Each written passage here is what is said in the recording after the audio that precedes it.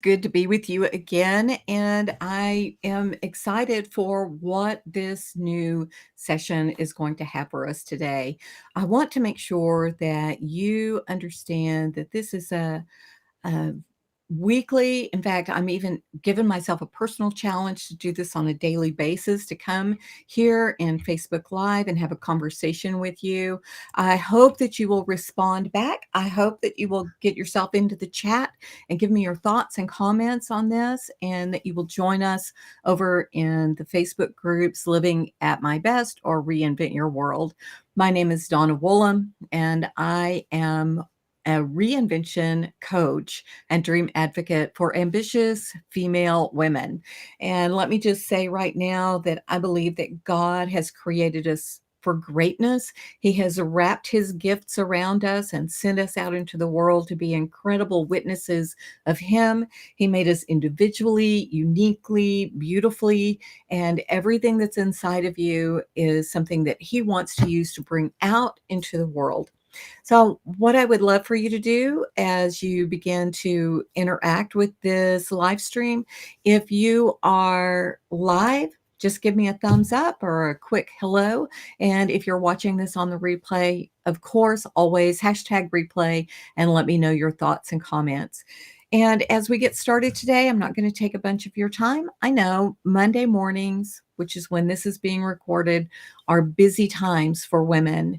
And you may have just gotten your children off to school, or you may be just settling into work, or maybe you've just finished your devotional time and you're grabbing a quick cup of coffee as you sit and scroll through your social media feeds, and you ran across this, and here we are today. So 15, 20 minutes is what we're going to do. Today, our conversation is all about one thing. I'll show this: 3 reasons you can't achieve your goals and how to make a shift today to change everything. 3 reasons you can't achieve your goals and how to make a shift today to change everything. And here's what I know: that it is easy for us to have lots of goals, lots of dreams, lots of ideas. However, if we don't put feet to the action, nothing ever happens, right? Nothing ever happens. So the 3 reasons that I have for you, and I have a couple of scriptures to go with that, and then some conversation around that. And then at the end, I'll give you what I believe is the primary reason, or the primary way that you can begin to take action on the goals that you have.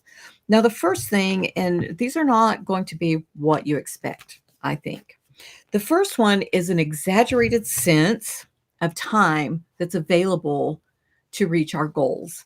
And especially as we're younger, we have this idea and this sense that we are invincible, that life will last forever. And and I know just by looking at the world around us, that's simply not true. I believe that God has given us the opportunity to have a beautiful, full, and fulfilling life. But I also know that He also gives us some very important words in Scripture. And I want to share those with you today, because thinking that you have more time than you actually do can really slow you down on reaching your goals. So the first one is in Luke chapter 12, verse 20. And you know this parable. Jesus says that the ground of a certain rich man yielded plentifully. And he thought within himself, what shall I do, since I have no room to store my crops? So very successful, lots of abundance. So he said, I will do this. I will pull down my barns and build greater, and there I will store all my crops and my goods. And I will say to my soul, Soul, you have many goods laid up for many years. Take your ease, eat, drink, and be merry. But God said to him, Fool, this night your soul will be required of you. Then whose will those things be which you have provided? And it goes on to talk about those who lay up treasure for themselves and are not rich to God. But this is the precept. This man thought that he had lots and lots and lots of time to do the things that he wanted to do in his life.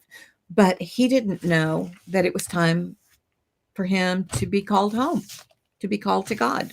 The other one is in James 4, verses 13 and 14. And James tells us, "Come now, you who say, today or tomorrow we will go to such and such a city, spend a year there, buy and sell, and make a profit, whereas you do not even know what will happen tomorrow. For what is your life?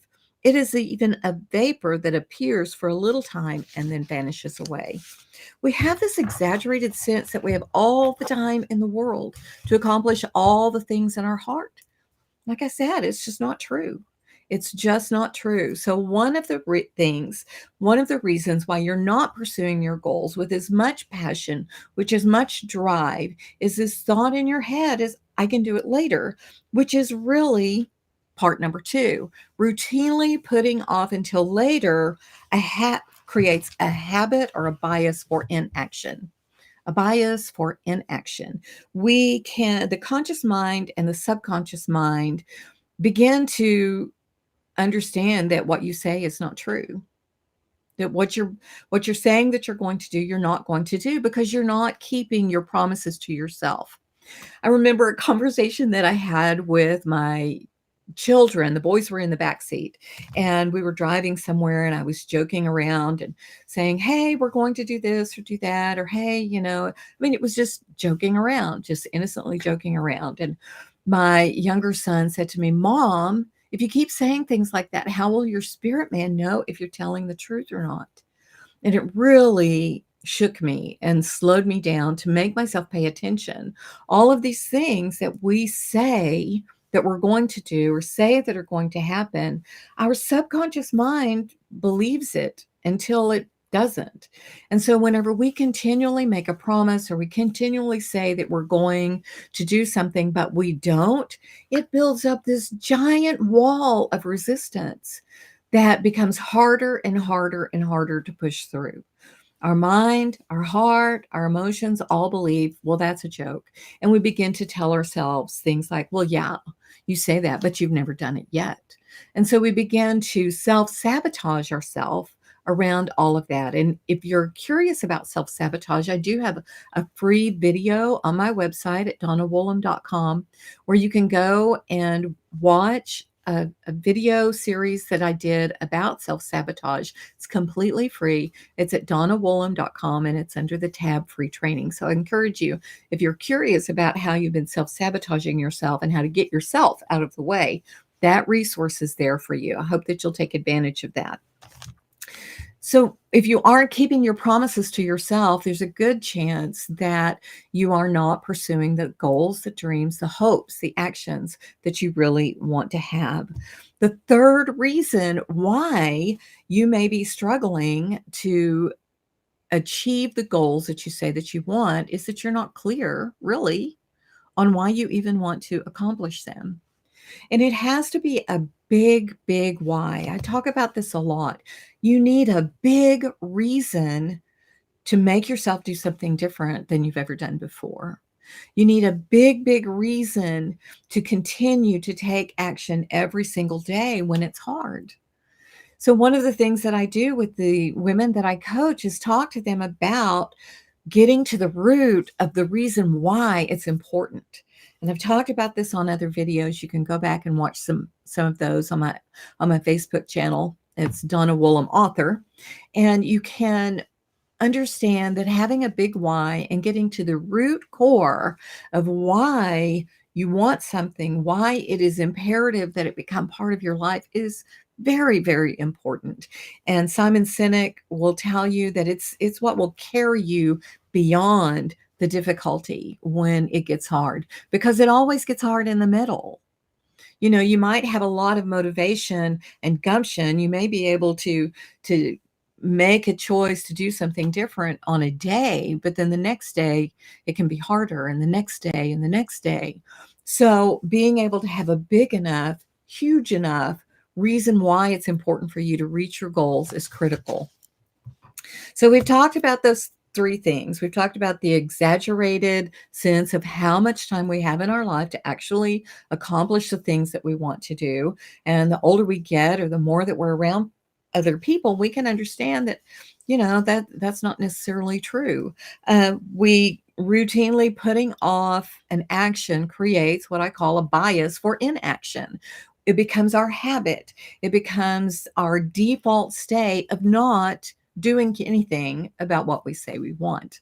And the third piece then is this not understanding why it is important to us, not only to us, but the people we love, the people we care about, why it's important for us to take action and to do the things that we say we want to do.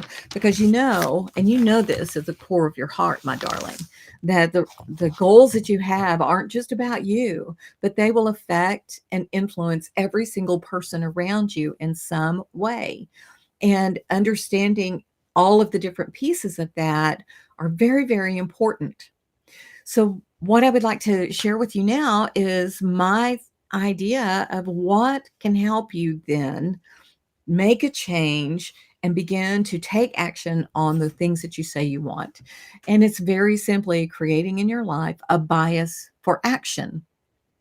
And that sounds very simple, doesn't it? This bias for action. And it means that instead of just saying that you're going to do something, you're actually going to do something. And that is whenever you have a thought or an idea, don't just think about, I'll do that tomorrow. Even if it's something you can't do until tomorrow, do something today to prepare yourself for what is going to happen tomorrow. Begin to hold yourself accountable and to do something right now about what you say you want. That bias for action. So instead of saying, oh, tomorrow I think I'm going to, oh, I don't know, I'm going to start my new diet. I mean, isn't that what women always say? We're going to start a new diet tomorrow. Then today, go in and take action on what's going on in your kitchen, or make a decision that the next meal that you have, not tomorrow, not next week, not after the holidays, then do something about it right now in your next meal. What will you do to help yourself begin to take action? If you say that you're going to write a book, then don't just think about doing that. Get yourself set up, create an area where you can go and sit.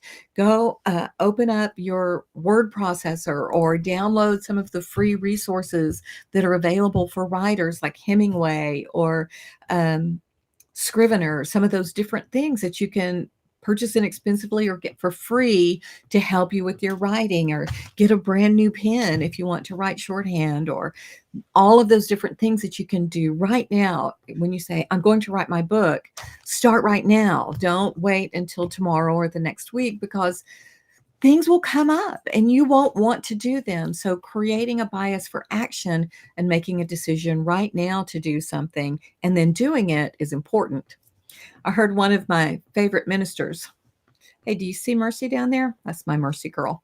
I heard one of my favorite ministers tell a story. He said there were 5 frogs on a log. 4 of them decided to jump into the water. How many frogs were left on the log? And you think, well, just one, but that's not true. 5 are still on the log because 4 decided, but it doesn't mean that 4 did anything. It's the frog that actually jumps into the water that has taken the action to move forward. I want to encourage you, if this has been helpful, please again be sure and share it with someone that you know.